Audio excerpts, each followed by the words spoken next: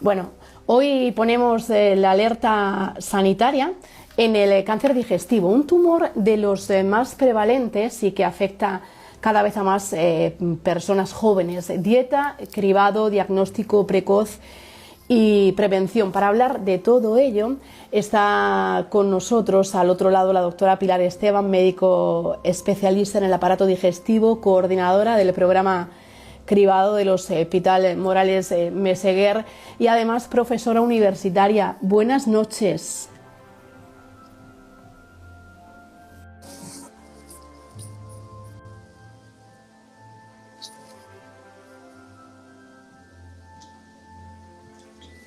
Pilar Esteban, Hola. Buenas noches. Buenas noches, Isabel. ¿Qué tal? Un placer. Muy bien. Un placer estar aquí contigo. Encantada de que puedas estar. Lo hemos avanzado en redes a lo largo de toda la semana. El alarmante aumento del cáncer de colon en personas jóvenes de 20 a 49 años y sin patologías previas. Un término, ¿no?, que hasta hace 2 años solo se registraba en la historia clínica, ¿no?, de los médicos y que ahora está en boca de todos. Cuéntanos, ¿es así? ¿A qué se debe? ¿Qué está pasando? Bueno, pues efectivamente es así. Se está viendo a nivel mundial en las incidencias, en los estudios epidemiológicos que se están publicando a nivel mundial, que efectivamente hay un repunte, hay un aumento de la incidencia de cáncer, sobre todo cáncer de colon, que va en aumento, y además en gente joven. O sea, nosotros hablamos de cáncer de colon joven cuando es aquel que aparece por debajo de los 50 años, en los 40, 45 años aproximadamente. Y bueno, pues es una cosa que todavía nos sorprende. No hay una evidencia cierta que diga es por esto, pero si ya se van elucubrando cuáles pueden ser pues algunos de los factores que puedan estar relacionados con este aumento de incidencia. Y bueno, tiene mucho que ver el que se estén instaurando programas de prevención, porque los programas de prevención pues son capaces de diagnosticar o sacar a flote pues pacientes que si no se hubiesen diagnosticado, y eso aumenta las tasas de incidencia, pero también sobre todo los malos hábitos nutricionales. Sí, hay, Pilar, un estudio, ¿no?, que dice que el consumo excesivo de bebidas azucaradas, de refrescos, ¿no?, podría duplicar el riesgo en mujeres jóvenes. Ahora nos vas a decir qué evidencia científica tiene esto, porque si bien es cierto que estamos hablando de un tipo de tumor que hasta ahora podía surgir a partir de los 50 años. A ver, en general, efectivamente, como dices, a ver, el impacto de la alimentación, para lo primero que me has comentado en cuanto al tema de las bebidas, es que se está viendo que el azúcar pues es uno de los grandes problemas de salud en cuanto a nuestros hábitos alimentarios. Se han estudiado con las bebidas azucaradas, pero que estos suman al alto consumo de azúcar pues de otros alimentos. O sea, el marketing de las empresas alimentarias o muchos alimentos pues por hacerlos más agradables, más palatables, que gusten más, porque pues están excesivamente azucarados o edulcorados. Entonces, esto tiene un impacto negativo en salud, ya no solo en el cáncer de colon, sino en la salud global. Y es que y es uno de los grandes problemas de salud actuales, y es que la glucosa y el azúcar pues produce una alteración, un estado proinflamatorio a nivel celular. Y entonces esto se ha relacionado con muchísimas patologías. Centrándonos en el cáncer de colon, pues por ponerte un ejemplo, pues puede producir alteraciones de la microbiota intestinal, que está sobre todo a nivel de colon. Entonces, esta alteración de las alteraciones de la microbiota y del aumento de la permeabilidad intestinal, pues puede dar lugar a estados proinflamatorios celulares, que cuando esa inflamación es mantenida y pues se ha relacionado con alteraciones epigenéticas, ¿no? Como muchos nutrientes pueden actuar a nivel del ADN de las células y alterarlas. De esta forma, pues se relaciona pues con estados proinflamatorios y la inflamación crónica mantenida con el desarrollo de displasia, la displasia con cáncer y efectivamente el consumo de azúcar y de los altos niveles de hidratos de carbono pues es un problema. Y esto además es que nos separa de nuestros patrones alimentarios. Vamos a hablar enseguida también de esos patrones, ¿no?, de alimentación, de ese estilo de vida saludable, de qué manera influye, pero las revistas científicas afirman que será el cáncer más diagnosticado en 2022, con más de 43.000 nuevos casos, 11.000 muertes por cáncer colorectal en 2020. Teniendo un cribado aparentemente tan fácil para el diagnóstico, en personas jóvenes, ¿qué está pasando? Que se realiza el diagnóstico en un estadio avanzado. Entiendo que lo que decíamos antes, ¿no? Se sale de esa horquilla. Quizá deberíamos cambiar la edad de cribado ante este aumento de casos. Bueno, vamos a ver, actualmente los programas de cribado que están extendidos en España, prácticamente en todas las comunidades autónomas, y la prevención del cáncer de colon está dentro de la Estrategia Nacional de Salud, lo que tiene contemplado es el cribado entre los 50 y los 70 años. En otras zonas de Europa lo han extendido hasta los 75. Y es verdad que el cáncer, de forma general, porque cuando hablas de un plan de prevención tienes que hablar de cifras epidemiológicas globales y donde puede tener un mayor impacto, que tiene que ser coste efectivo, pues es en la población a partir de los 50, porque el cáncer al final es una patología que se asocia al envejecimiento. Y entonces, claro, los programas de cribado solamente a día de hoy creo que se ha bajado a la edad de 45 años, creo, en pocos países, solamente en Estados Unidos, pero en España y en Europa es entre los 50 y los 75 años.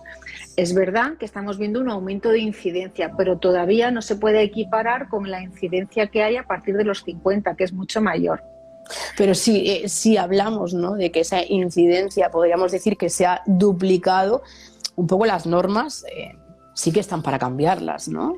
Bueno, efectivamente, ahora mismo lo que estamos haciendo, los programas de salud, la Consejería de Salud de Sanidad está haciendo un esfuerzo muy importante en implantar totalmente los programas de cribado en toda la franja de edad. O sea, por ejemplo, te hablo de la Comunidad de Murcia, ¿no?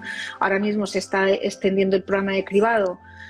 Nosotros en Morales Meseguer fueron los que primeros empezamos en el 2006, fuimos el programa piloto y el que tenemos más experiencia en cuanto a bagaje, a años y a gestión del programa. Soy referencia, ¿no, Pilar? Soy referencia casi que podríamos decir que a nivel mundial, y no estoy exagerando. Bueno, a ver, somos referencia para otras también muchas cosas, para otras técnicas endoscópicas que luego si quieres hablamos de ellas. Pero es verdad que Murcia y el Morales Meseguer fuimos uno de los primeros programas de prevención, sino el primero que se puso en marcha en España.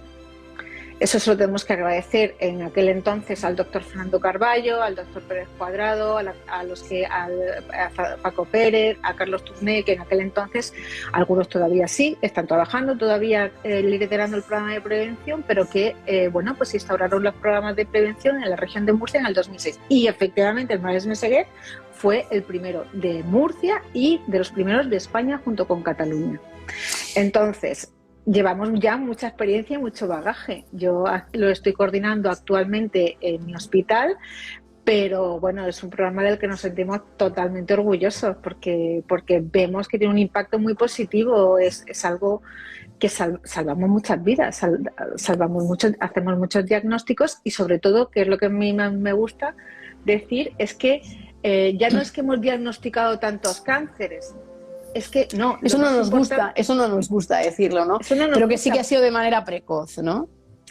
Por supuesto. O sea, nosotros, fíjate, hemos diagnosticado puedo decir cifras, por ejemplo, en el 2019 hemos diagnosticado 64 cánceres, pero es que a mí la cifra que más me gusta decir es que hemos quitado más de 740 adenomas avanzados, con lo cual hemos evitado que 80 y tantas personas vayan a desarrollar en un futuro cáncer de colon. Y para eso están los programas de prevención, no solamente para diagnosticar cáncer, sino sobre todo para prevenirlos y cortar la historia natural del cáncer. Y el impacto final de los programas de prevención es disminuir la mortalidad por cáncer. El chat está abierto, preguntas en directo a la doctora Pilar Esteban. Acaba de unirse con nosotros el doctor Salazar.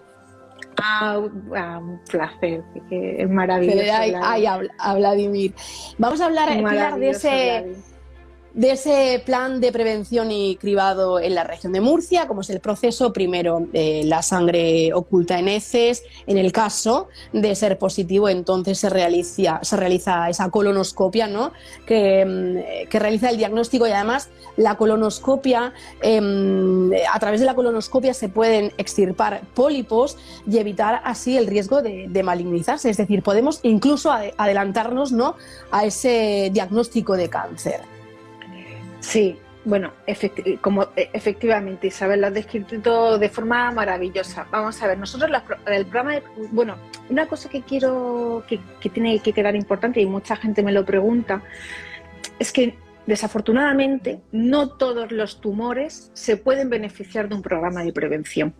Actualmente lo que está en marcha, como sabemos, es el programa de prevención de cáncer de mama y el programa de prevención de cáncer de colon. Y se quiere poner en marcha el programa de prevención de cáncer de cervix, ¿vale? Pero actualmente lo que hay a nivel, y hablo a nivel nacional e incluso a nivel europeo, es el programa mama y colon. ¿Por qué?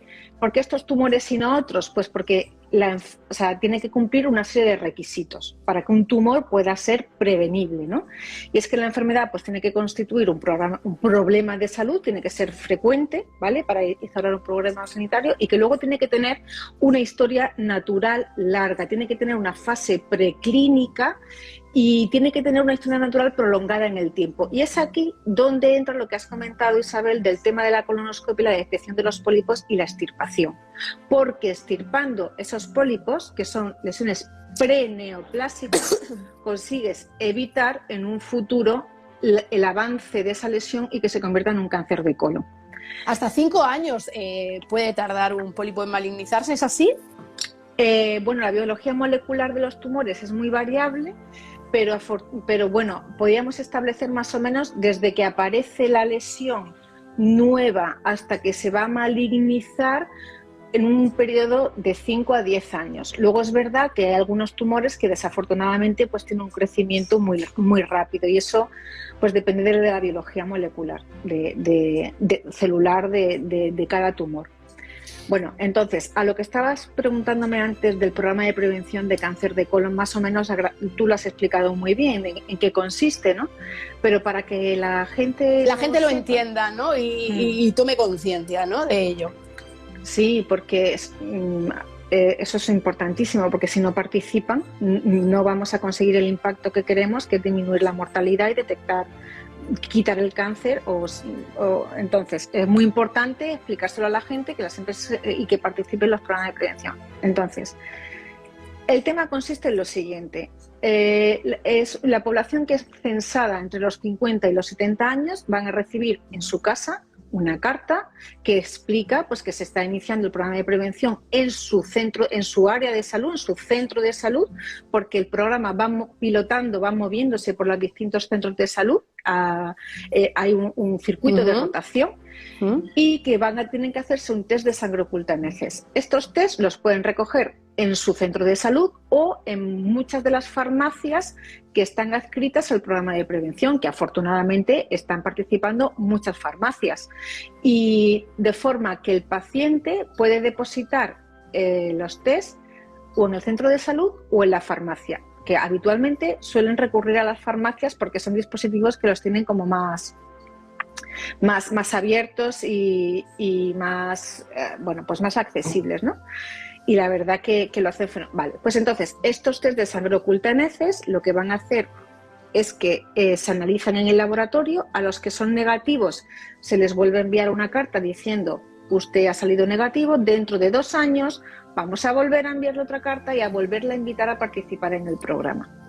Y los que son positivos los llama una enfermera gestora de casos que trabaja con nosotros en la unidad y que es la que recepciona, le informa del positivo, lo cita en una consulta, le hace una historia clínica, le explica en qué consiste la colonoscopia, le administra la preparación y nos lo cita en una agenda específica del programa de cribado, donde ya un médico, un gastroenterólogo, un endoscopista absolutamente adiestrado, pues le realiza esta colonoscopia que se hace. Ahora, si quieres, hablamos del procedimiento, y en ese procedimiento pues le extirpa los posibles pólipos que aparezcan.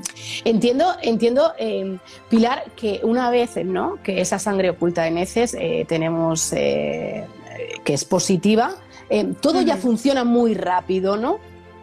Sí, nosotros de hecho estamos dentro de unos programas de calidad, el cual, por ejemplo, yo ahora mismo estoy dirigiendo una tesis doctoral sobre los programas de calidad, la calidad en la colonoscopia de cribado, en el que tenemos que obedecer unos tiempos, es decir, desde que el paciente recibe el positivo, no puede tardar más de 10 o 15 días en ser valorado en una consulta y no puede tardar más de 10 o 15 días en hacerse una colonoscopia. Por tanto, nosotros toda esa gestión, esa burocracia y ese circuito, bueno, pues lo tenemos ya muy entrenado porque llevamos ya muchos años con el programa de cribado y ya hemos pasado por subidas, por bajadas, por muchos devatares, ¿no? Pero efectivamente tenemos esos tiempos como súper ajustados y los cumplimos, Y luego, finalmente, Isabel, que también quería otro punto, o sea, cuando una vez ya el paciente se ha hecho la colonoscopia de cribado, ya tiene una cita en el área 6, normalmente conmigo, que puede ser presencial. Yo el alto riesgo lo cito presencial, pero los pacientes de riesgo intermedio le mandamos los informamos y le mandamos un documento en el que le explica cuál va a ser la siguiente revisión.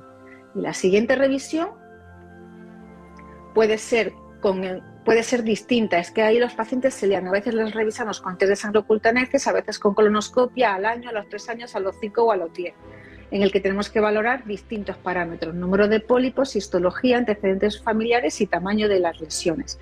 Y en función de esos parámetros damos revisiones a distintas fechas. Dependiendo de la gravedad o no, antes o después.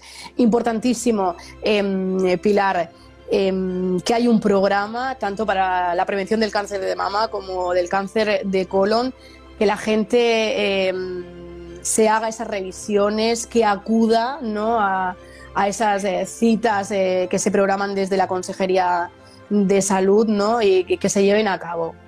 Sí, y este dato, Isabel, es súper importante porque quiero incidir en el... Tú fíjate, nosotros, te voy a dar datos del 2019 porque el 2020 fue un año muy convulso, ¿no?, con la pandemia, y desafortunadamente hubo un periodo en el que tuvimos que suspender el programa de cribado, pero en el 2019, fíjate que nosotros invitamos a 129.000 personas, hablo de datos regionales, y solamente participaron 38.000. Es que las tasas de participación todavía son... O sea, ni un tercio. O sea, ni un tercio de los murcianos que en 2019 recibieron esa citación para participar en este cribado y poder detectar el cáncer de colon de manera precoz, acudieron a esa cita. Están participando aproximadamente el 40%, el 30 y tantos, 40% de los pacientes, de las personas a las que invitamos. Entonces, un programa que a nivel nacional y a nivel europeo, a nivel mundial, ha demostrado que es coste efectivo, que evita la progresión del cáncer y que está evitando mortalidad, pues es que todavía, bueno, pues no todos los pacientes, las personas que reciben esta carta participan. ¿Y a qué se debe? ¿A qué se debe? Vamos a hablar ahora también de eso. ¿Puede ser el miedo a la colonoscopia? Pues yo creo que se juntan varios factores. Por un lado es porque no se sienten enfermos, porque son pacientes que, fíjate que dirigimos la carta de 50 a 60, pues muchas veces están trabajando, tienen un ritmo laboral frenético, no tienen tiempo, ese puede ser una razón, ¿no? Entonces son personas sanas, o sea, no han ido al médico por ningún programa de salud, nosotros los estamos buscando. Entonces, como no se sienten enfermos, pues no le dan importancia, ¿no? Ese puede ser una razón. Luego otra cosa, pues que yo creo que está todavía como muy estigmatizada, pues lo que es una endoscopia. No saben lo que es, lo asocian a dolor, a malestar, la preparación del colon, quizá. La sedación, ¿no? La sedación tiene miedo. Y luego yo creo que también falta promoción y falta publicidad. Si, por ejemplo, nos comparamos con la prevención de cáncer de mama, pues todo el mundo conoce el cáncer de mama. ¿Quién no tiene una influencer por ahí con un pañuelo rosa en una revista de la Telva? es que se le da mucho, o sea, por las circunstancias que sea, porque las mujeres pues somos más como voluntariosas para nuestras cosas, o somos, sin embargo, las tasas de participación del cáncer de mama pues son altísimas. muy altas. Sí. Y el cáncer de colon, pues yo creo que está todavía, sobre todo el procedimiento de la colonoscopia, como muy estigmatizado. Alternativa, Pilar, a esa colonoscopia. Bueno, más bien complementaria, entiendo, y para la detección de otros tipos de tumores dentro del aparato digestivo es la cápsula endoscópica, ¿no? Que lleva una camarita en su interior que toma imágenes de las paredes del esófago, ¿no? Del estómago, del intestino delgado y también del colon. ¿Es así? Sí, efectivamente, la cápsula endoscópica, que es una herramienta maravillosa, pero hay que saber que es un procedimiento simplemente diagnóstico. O sea, no consigue, o sea, hace un vídeo como un mapeo, ¿no? Nosotros tenemos varios dispositivos. Uno que sería la cápsula de esófago, que es una cápsula especial que se toma de una forma especial para ver la patología esofágica. Como una pastillita. Sí, mira, además, para que tú veas, o sea, no sé si, es que este es un libro en el que hemos participado, ¿ves? Es como una cápsula, como una pastilla, ¿veis? Que esto es un atlas maravilloso de Doctor Herrerías, que además participamos nosotros en el capítulo. Entonces es una cápsula que se traga y entonces te hace imágenes del esófago, algunas partes del estómago, y sobre todo la indicación principal es para la patología de intestino delgado. Esa es la indicación principal. Pero luego está también la cápsula de colon, que ha venido pues para pacientes que pues no quieran hacerse una colonoscopia, que la preparación, o sea, que la sedación tengan comorbilidades, pues, o que no quieran hacerse, pues esta es una opción. Pero es verdad que no está actualmente contemplada dentro de los programas de prevención. El programa de prevención es con un test de sangre oculta en heces y colonoscopia. Y colonoscopia, porque además la colonoscopia, pues en ese mismo procedimiento, si tienes una lesión, tú la consigues o biopsiar, o tratar, o quitar, enlazar. Es como una operación por dentro del intestino. Consigue resecar muchas lesiones. Entonces es como un procedimiento, pues es invasivo, pero es que es muy resolutivo. Es que en el mismo momento te extirpan la lesión. El chat está abierto. Lo decimos otra vez, esas dudas a la doctora Pilar Esteban, que la tenemos aquí para contestar en directo. Vamos a centrarnos en la población de la que hablábamos al principio, de los menores de 50 años. Como no entran dentro de ese programa de cribado, de prevención, ¿cuáles son los síntomas sutiles de cáncer de colon que podrían salvar vidas por el diagnóstico temprano? Un diagnóstico temprano es sinónimo de buen pronóstico. ¿Cuáles son? Importantísimo, pero lo que quiero también resaltar es que las lesiones preneoplásicas, las que te he estado comentando, mayoritariamente son asintomáticas. Cuando el cáncer da síntomas, o sea, cuando hay una patología digestiva o el cáncer da una sintomatología, puede estar más o menos avanzado, pero ya está instaurado de alguna forma el tumor. Entonces, lo más es por eso, Pilar, que en las personas jóvenes se está diagnosticando ya en un estadio más avanzado, porque es un poco silencioso, ¿no? A lo mejor también puede ser que no haya conciencia, o sea, es difícil pensar cuando uno empieza a tener sintomatología. Suele ser una patología de gente pues más mayor. El cáncer es una patología asociada al envejecimiento. Entonces, a lo mejor pues se pasan por alto lesiones o sintomatologías, no se consultan por ellas. Cuando vas de inicio al médico, pues no piensa en otras patologías como puede ser, yo qué sé, una enfermedad celíaca, una enfermedad inflamatoria intestinal, una úlcera, un helicobacter, o sea, 500 cosas, 500 posibles diagnósticos que pueden ser secundarios a otras patologías. Los síntomas más habituales... La bacteria del Helicobacter que la has nombrado, ¿también puede derivar en un cáncer digestivo? A ver, no hemos cambiado. El Helicobacter pylori se ha desarrollado, sí, se ha asociado con, o sea, de hecho es un carcinógeno tipo 1 para cáncer gástrico. Y también para el desarrollo de linfomas. Por eso, en pacientes que tengan una serie de sintomatología, tienen que, los que se atribuyan o se diagnostiquen un Helicobacter pylori, tienen que erradicarse. Porque de eso vamos a hablar en próximas semanas, que es una bacteria que está muy, muy presente, ¿no? En mucha gente. De hecho, si le interesa a alguien el tema, tengo varios vídeos colgados con la UCAN, en colaboración con la UCAN, en mi feed, en mi perfil, sobre el Helicobacter pylori. Pero cuando tú quieras, Isabel, si quieres ahora o en otro momento, hablamos del Helicobacter, que está en un tema súper interesante. Es súper interesante. Sí, es un carcinógeno tipo 1 reconocido por la OMS para cáncer gástrico y linfoma. Pero no quiere decir, Isabel, que todo el mundo que tenga un Helicobacter vaya a desarrollar un cáncer, ¿vale? Muy bien. Que no, porque es una infección muy frecuente a nivel de la población general. Bueno, eso con el cáncer gástrico.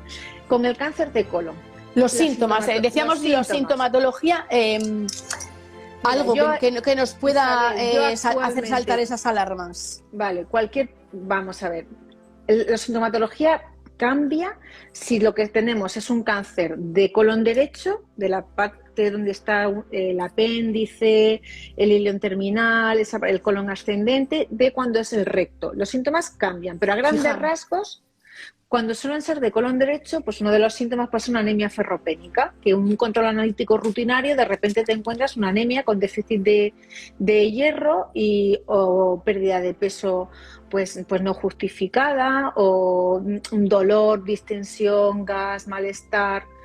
Pero sobre todo cuando ya está instaurada una anemia ferropénica. Y los cánceres más distales, los que se encuentran en recto, sigma, suelen presentarse pueden presentarse con estreñimiento y rectorragia, el sangrado, el sangrado, hematoquecia.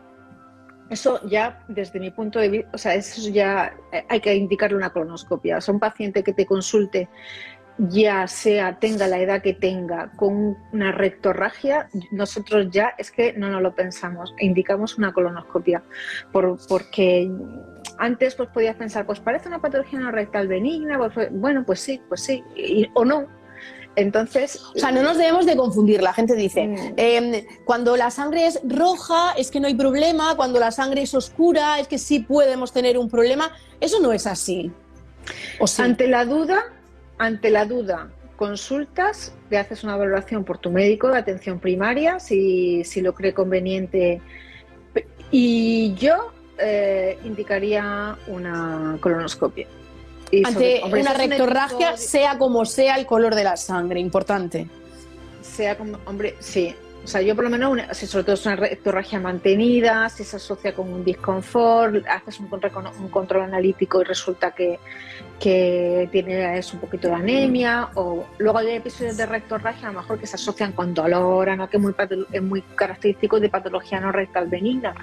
Pero yo, tal y como están las tasas de incidencia, yo creo, y además, debido a que a día de hoy, a ver, la colonoscopia es una prueba invasiva, no quiero banalizarla, pero es verdad que es un procedimiento seguro, confortable para el paciente, que a día de hoy se hace con sedación, que no genera dolor, disconfort, y yo creo que la mejora tanto tecnológica en sedación, en el diagnóstico, la endoscopia ha mejorado muchísimo, y ahora mismo pues es una exploración que nos da muchísima información y nos puede aportar muchísimas ventajas. Yo el rectorragia realizaría una exploración con colonoscopia, sí.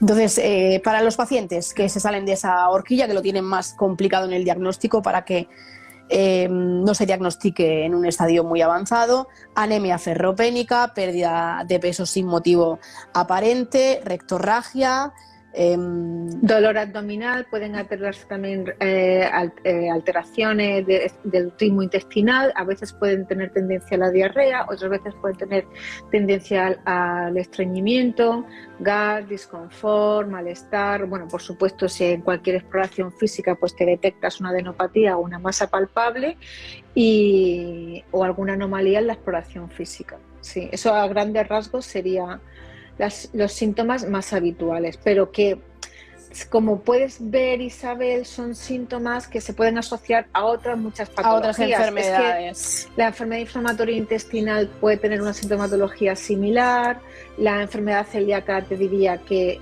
salvo por la rectorragia, también podría tener unos síntomas a veces parecidos.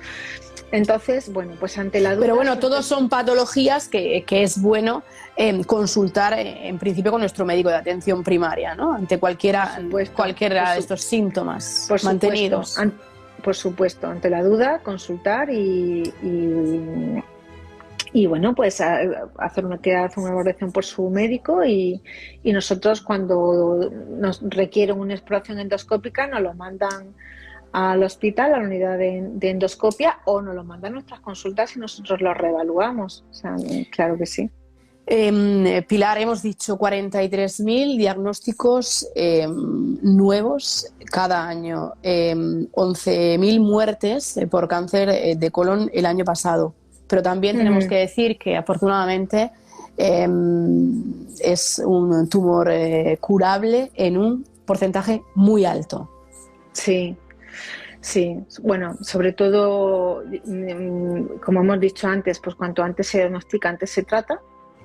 Y luego también ha habido una mejora muy importante en el desarrollo de las técnicas quirúrgicas, que son pues cada vez más precisas, con menos comorbilidades, más exhaustivas, con mejor tasas de curación, de resección completa. Y luego los tratamientos oncológicos, los tratamientos, la radioterapia, la quimioterapia, ha mejorado mucho el paradigma del tratamiento del cáncer colorectal. Ahora, a día de hoy, se considera un tumor, incluso en estadios avanzados, potencialmente curable. Que desafortunadamente no lo podemos decir de otras patologías, pero afortunadamente en el cáncer de colon pues hay buenas perspectivas. Las claves para disminuir el riesgo: alimentación, vamos a coger papel y lápiz, vida saludable, obesidad, consumo de tabaco, alcohol, sedentarismo, no sé. Claves para disminuir este riesgo tanto en la población joven como en la población mayor de 50 años, claro. Pues mire, Isabel, en el cáncer, o sea, bueno, como en muchos tumores, ¿no? Pero en el cáncer de colon, la prevención primaria es fundamental. O sea, de hecho, la mayoría de las patologías que vamos a padecer a lo largo de nuestra vida, el 25% van a ser responsables por nuestros genes, pero el 75% del impacto de las patologías va a ser por nuestro estilo de vida y nuestros hábitos, poco o mucho, o buenos o malos, ¿no? Entonces, en todos los tumores siempre nos hablan cuando queremos saber qué hay que hacer, ¿no? para prevenir, de la alimentación. Entiendo Sí. que en este más todavía es importante.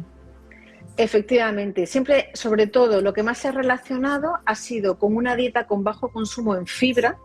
Deberíamos de estar tomando unos 20-30 gramos de fibra diarios, que esto se consigue tomando unas 4 o 5 piezas entre frutas y vegetales diarios, con cereales integrales fundamentalmente, y tendríamos que conseguir ese porcentaje de fibra en nuestra alimentación.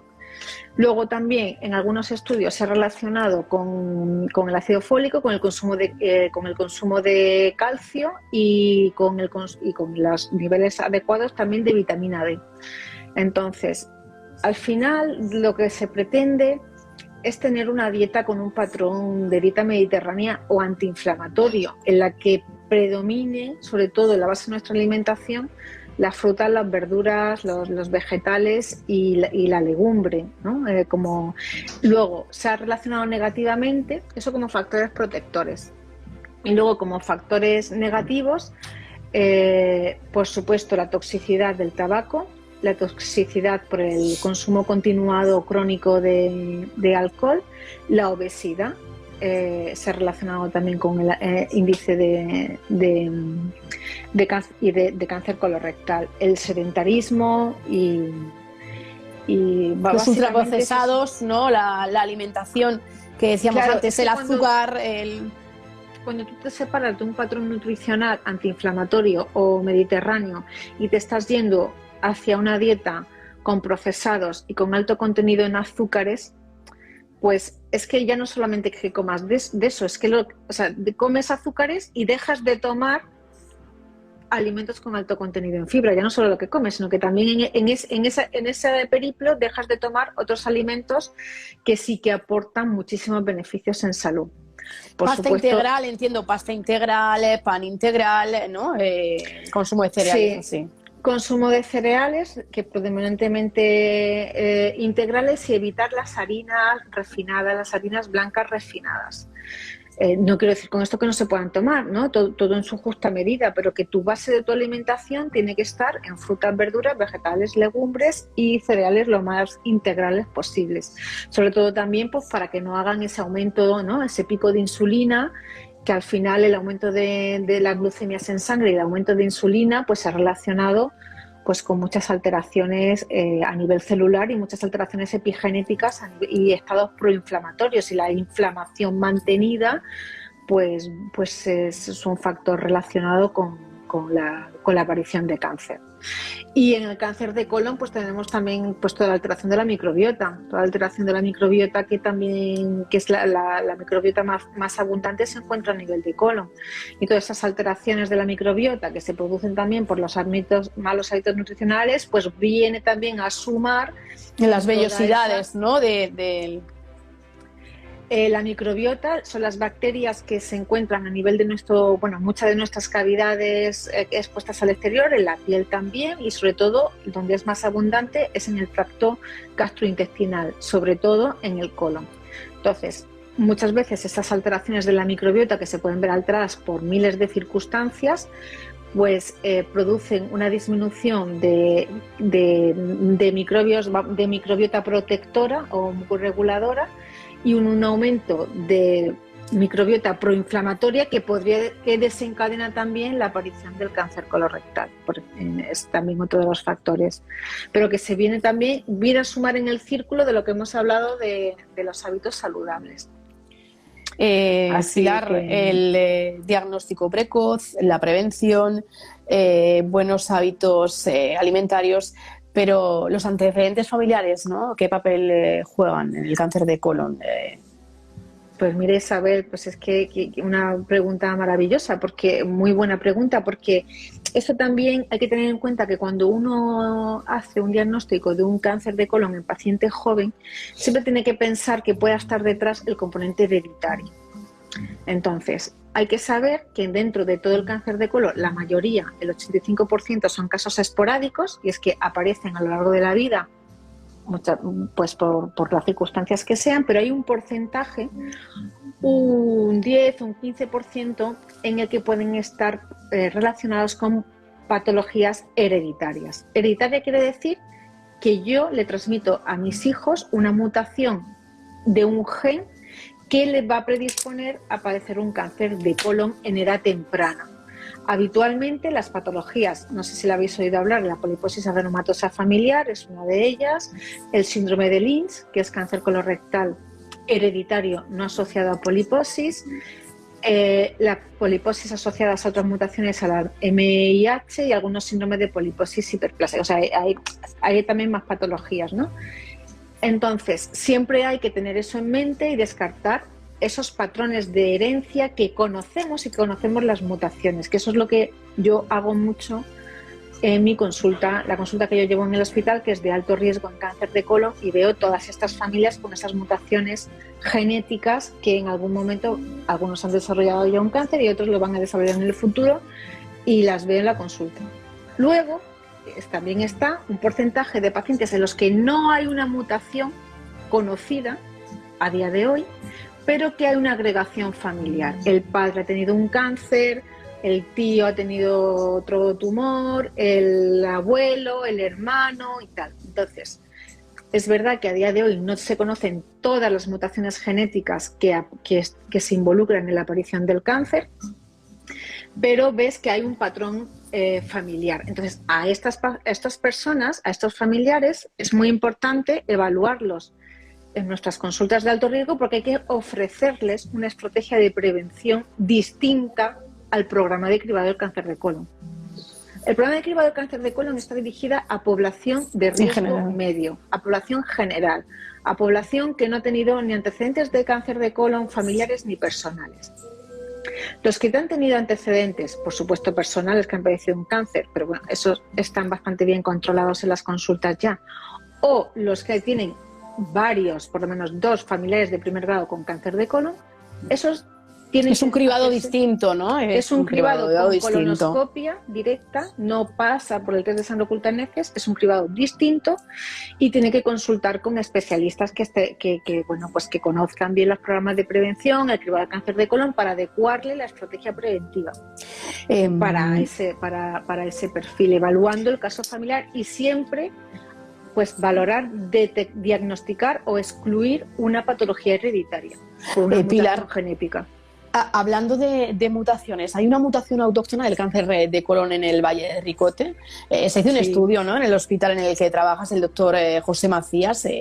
Sí, maravilloso el doctor Macías. El doctor Macías es un oncólogo de nuestro hospital, del área 6, que trabaja en muchos campos de la oncología, pero uno de ellos es en la unidad de consejo genético. Entonces, él empezamos a detectar, él ya también lo estaba viendo en su consulta, y cuando nosotros en el 2006 empezamos con el programa de cribado, pues que había un perfil de pacientes todo del área de Blanca y de Ricote que tenían muchísimos pólipos. Es una variante atenuada, es una mutación concreta del gen APC, que está una mutación en uno de los exones distales del gen, que hace que tenga una variante atenuada. Porque dentro de las propuestas de las mutaciones familiares podemos tener una variante clásica, muy, muy abigarrada, con muchísima patología, que habitualmente debutan muy jóvenes, pero estos son como muy larvados porque la mutación, pues el fenotipo era de bajo, son muchos pólipos pero pocos. Entonces, a raíz de aquello se empezó a hacer los estudios mutacionales en el laboratorio de genética de la Risaca y se detectó que esa mutación es autóctona de esa zona y además en su tesis doctoral, porque eso fue de su tesis, lo publicó como su tesis doctoral, que la presentó en el área 6, espectacular. Le hizo una historia ancestral, ¿no?, un estudio de genotipado, y venía la mutación de allá de la época de los moriscos, cuando la expulsión de los moriscos por los reyes católicos, se ve que se quedó un enclave, ¿no?, ahí aislado en el Valle de Ricote, y parece ser que la mutación, el ancestro viene de esa zona, sí, de esos años. Y muchas de las familias, pues actualmente yo las llevo en mi consulta, junto con el doctor José Luis Rodrigo, con otro compañero que llevamos las consultas de alto riesgo de mi hospital. Y es especialmente en familias de Blanca y de por Ricote. Cierto, Blanca es mi pueblo, por cierto. Pues hace una colonoscopia, vente un día al hospital y miramos a ver. Bueno, si hay que hacerse una colonoscopia, se hace una colonoscopia. Más vale prevenir, ¿no? Lo estamos diciendo toda la noche. Por supuesto. Pero que muchos de ellos los detectamos a raíz de que se instauró el programa de prevención allá por el 2006. Y entonces ya tiras del hilo. Tiras de una familia, pues le encuentras la mutación, se la diagnosticas al hijo, se la haces al hermano, se la haces al padre, y entonces, bueno, pues ya vas ¿no?, haciendo el árbol genealógico y enganchando un familiar tras otro. Pilar, por último, ¿en qué punto se encuentran, ¿no?, hacia dónde se dirigen las nuevas líneas de investigación? ¿Son esperanzadoras? Sí, siempre, todo esperanzador.